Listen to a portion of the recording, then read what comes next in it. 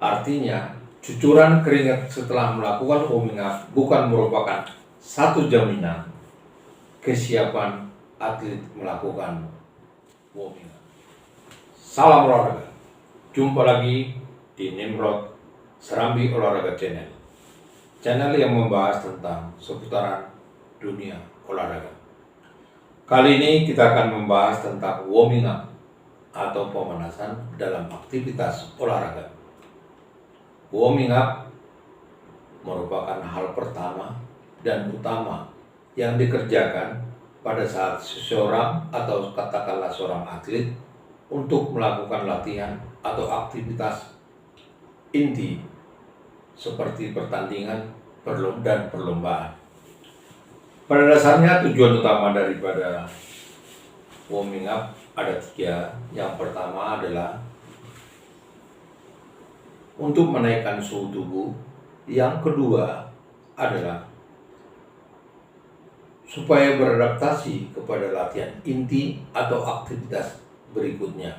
Dan yang ketiga adalah untuk menghindari terjadinya cedera pada latihan atau aktivitas inti berikutnya.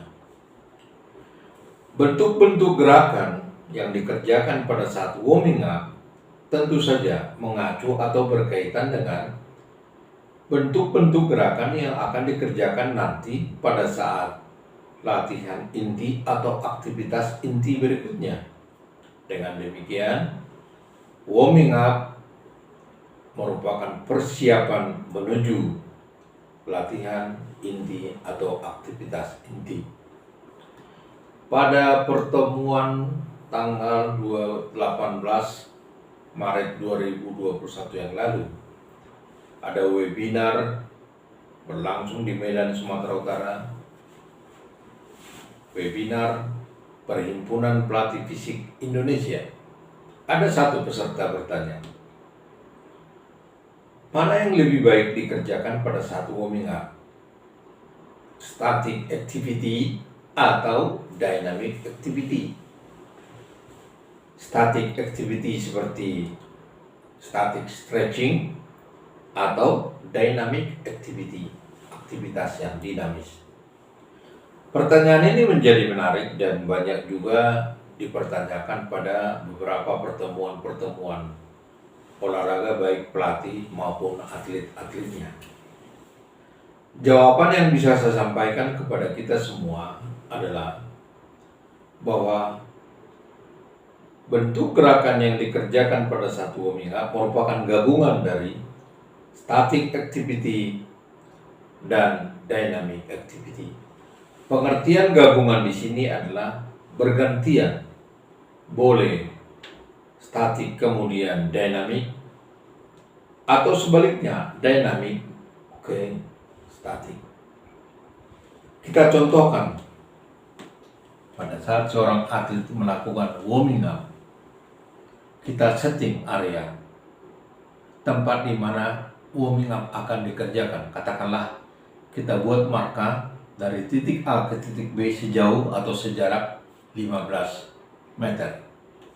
Nah, disinilah, di area inilah atlet tersebut melakukan warming up. Yang dilakukannya tahap pertama adalah jogging dari A ke B, katakanlah dilakukan sebanyak 4 kali bolak-balik, kemudian diikuti dengan gerakan yang dynamic seperti ankling, button kick,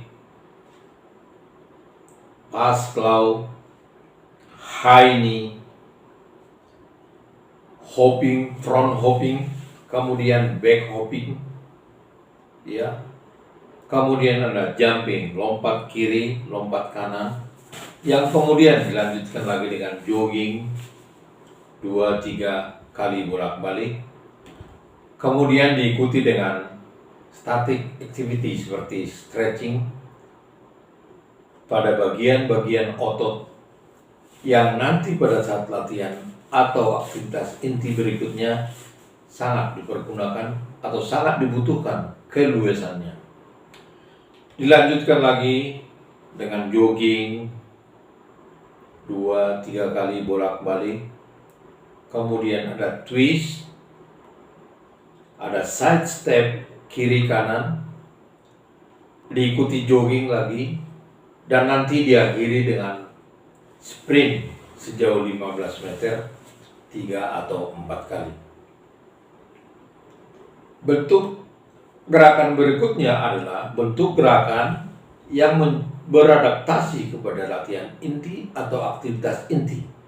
Katakanlah seorang petinju, dia melakukan warming up untuk beradaptasi kepada pertandingan atau latihan, seperti dia melakukan pertandingan sesungguhnya walaupun dalam bentuk shadow boxing.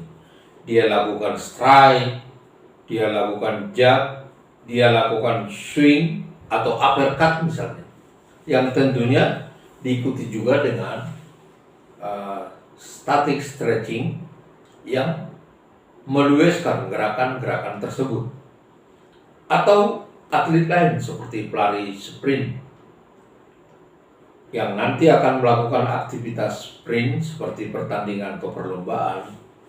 Atlet tersebut beradaptasi dengan sprint sejarak 15 meter misalnya, 2-3 kali atau 4 kali, yang juga diikuti oleh static stretching pada bagian-bagian otot yang sangat diperlukan pada saat dia melakukan latihan inti berikutnya. Atau pemain sepak bola, kita berikan latihan atau warming up untuk adaptasi adalah pada area 25 kali 30 meter misalnya. Pemain tersebut disuruh bermain sepak bola 5v5 atau 5 lawan 5 pada area 25 kali 30 meter tadi dengan 3 sentuhan misalnya selama 5 menit, yang tentunya diselang-selingi oleh static stretching yang dibutuhkan pada bagian-bagian otot kaki misalnya quadriceps, hamstring, gastrocnemius, dan lainnya.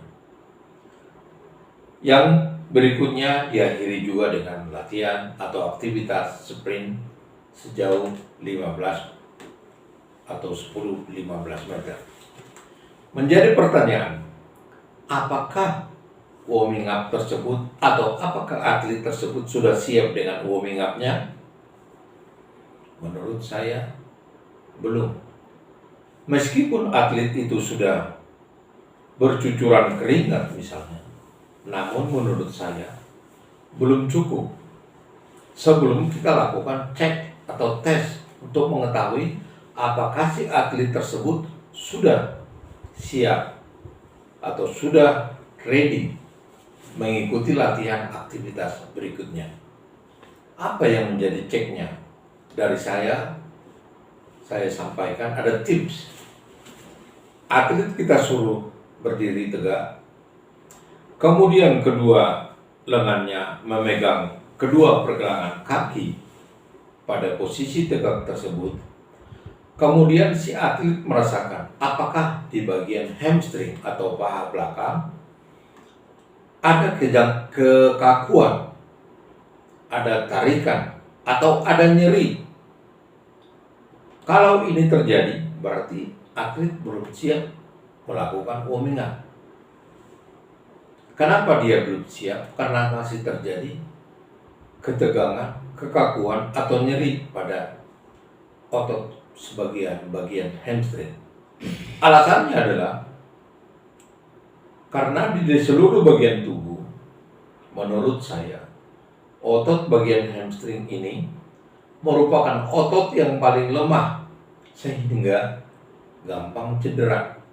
Nah, setelah kita cek pada seperti cek pertama tadi, berdiri tegak, pegang kedua pergelangan kaki, kurang merasakan atau hampir tidak merasakan ketegangan, kekakuan, nyeri pada bagian hamstring otot belakang, saya jamin, saya garanti bahwa atlet tersebut sudah siap melaksanakan warming up dan siap untuk melakukan gerakan berikutnya, meskipun gerakan tersebut atau gerakan yang akan dikerjakannya merupakan gerakan yang mendadak atau cepat. Jadi tips ini sangat perlu bagi kita semua supaya setelah selesai warming up silakan dikerjakan untuk mengetahui kesiapan kita atau kesiapan atlet kita melaksanakan warming up. Artinya cucuran keringat setelah melakukan warming up bukan merupakan satu jaminan kesiapan atlet melakukan warming up.